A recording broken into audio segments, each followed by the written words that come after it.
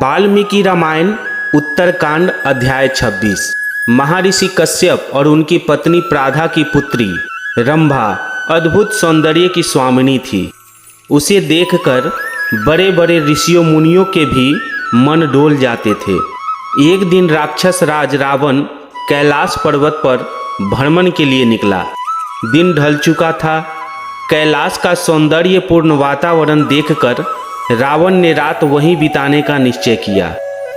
एक तरफ मंदाकिनी नदी का मधुर स्वर था तो दूसरी ओर कदम्ब, चंपा और मदार के सुगंधित पुष्पों ने वातावरण को और मनमोहक बना दिया था। कैलाश के आंचल में धनेश्वर कुबेर का महल भी स्थित था।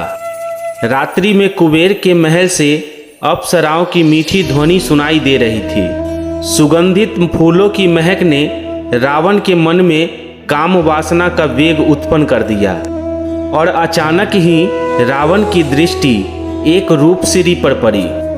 ऐसे घोर अंधकार में इतनी सुंदर स्त्री यह कौन है और रात्रि में कहाँ जा रही है, वह सोचने लगा। उस कन्या के शरीर पर चंदन का लेप था और बालों में कल्पतरु के फूल गुथे थे। उसका यौवन देखकर रावण संयम खो बैठा। वह आगे बढ़ा और उसने उस कन्या का हाथ पकड़ लिया और कहा, सुंदरी, तुम कौन हो? इतनी रात्रि को अकेली कहाँ जा रही हो?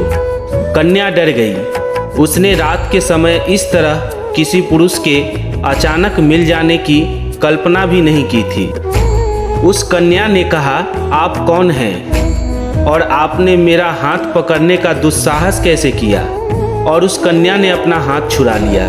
फिर रावण ने कहा, मेरा नाम दशग्रीव है। मैं लंका का स्वामी और राक्षसों का राजा रावण हूँ। लंकापति का नाम सुनकर कन्या भयभीत हो गई।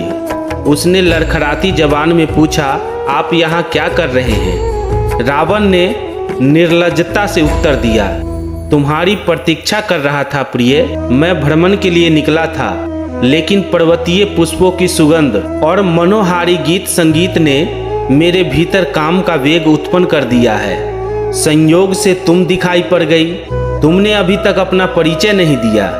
फिर उस कन्या ने जवाब दिया, मेरा नाम रंभा है। मैं देवलोक की अप्सरा हूँ और देवराज इंद्र एवं धनेश्वर कुबेर की सभा में नृत्य करती हूँ।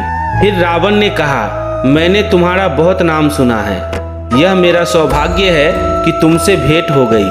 तुम अप्सरा और मैं राक्षस राज। तुम्हारा और मेरा अच्छा मेल बनेगा। रंभा ने सहमते हुए कहा, ऐसा मत कहिए।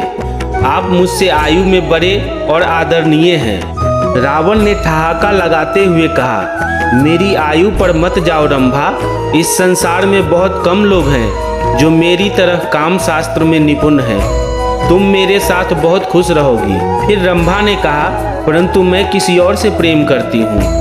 रावण ने फिर ठहाका लगाया, अप्सराएं कब से प्रेम करने लगी? प्रेम और निष्ठा सामान्य स्त्रियों का आभूषण है। तुम अप्सरा हो और तुम्हारा काम केवल पुरुषों का मनोरंजन करना है। रंभा ने स्पष्ट कहते हुए कहा कि यह सही है कि अप्सराएं मनोरंजन का साधन है, किंतु यह गलत है कि उन्हें किसी से प्रेम नहीं होता। मैं सचमुच किसी से प्रेम करती हूँ और मुझे क्षमा कीजिए, आप मेरे लिए पिता तुल्य हैं। आपको मुझसे ऐसी बातें करना शोभा नहीं देता। यह कहकर रंभा मुड़कर जाने लगी। फिर राक्षस राज रावण ने कहा, ठहरो, पहले मुझे यह बताओ कि तुमने मुझे पिता तुल्य क्यों कहा? रंभा सकुचाते हुए बोली, क्योंकि मैं आपकी पुत्रवधू के समान हूँ। फिर रावण ने आश्चर्य से पूछा, पुत्रवधू? तुम मेरी पुत्रवधू कैसे हो सकती हो? रंभा ने बताया कि वह यक्षराज कुबेर के पुत्र नल कुबेर से प्रेम करती है और कुबेर आपके सौतेले भाई हैं। इस नाते मैं आपकी पुत्रवधू के समान हूँ। अभी मैं नल कुबर से मिलने ही जा रही हूँ। रावण ने चीढ़ कर कहा और फिर उसने बलपूर्वक रंभा का हाथ पकड़ लिया। मैं रावण हूँ जिसके समक्ष देवता भी सिर झुकाए खड़े रहते हैं। फिर भी मैं तुमसे प्रेम की याचना कर रहा हूँ और तुम मेरा अपमान करके कुबेर के पुत्र के पास जाना चाहती हो। सुनो रंभा, अप्सरा का न कोई पति होता है और वह न किसी की पत्नी होती है। रावण ने हाथ खींचकर रंभा को जबरदस्ती पर्वत शिला पर लिटा दिया और फिर रंभा के विरोध करने पर भी बलपूर्वक उसके साथ कुकर्म किया। रावण के भीतर काम का आवेग जब शांत हो गया तो वह रंभा को छोड़कर अपने शिविर में लौट गया। उधर रंभा रोती हुई नलकूबर के पास पहुंची। रंभा ने नलकूबर से कहा, दशानन रावण ने मेरे साथ बलपूर्वक दुष्कर्म किया है। मैं रावण के सामने बहुत गिड़गिड़ाई। मैंने रावण को यहाँ तक कहा कि मैं आपकी पुत्र वधू के समान हूँ, किंतु उस कामी ने मेरी इच्छा के विरुद्ध मेरे साथ दुष्कर्म किया। रंभा की आप बीती सुनकर नलकूबर की आंखें क्रोध से लाल हो गई। उसकी भुजाएं फड़कने लगी।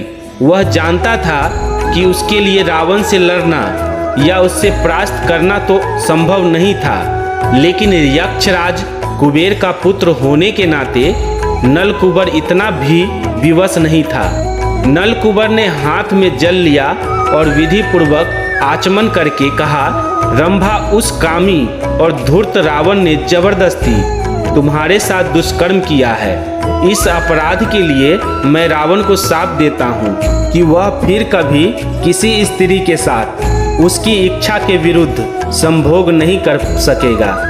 यदि उसने ऐसा किया तो उसके सिर के टुकड़े टुकड़े हो जाएंगे। रावण ने रंभा के साथ बलपूर्वक संभोग कर लिया था, किंतु उसे जब नलकूबर के शाप का पता चला तो वह बुरी तरह घबरा गया।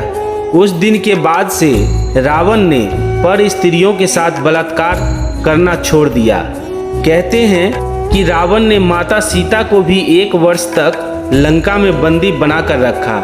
वह माता सीता को डराता रहा, किंतु नलकूबर के शाप के भय से रावण ने माता सीता को कभी स्पर्श नहीं किया और इसी डर से रावण माता सीता को छूने का कभी साहस नहीं कर सका।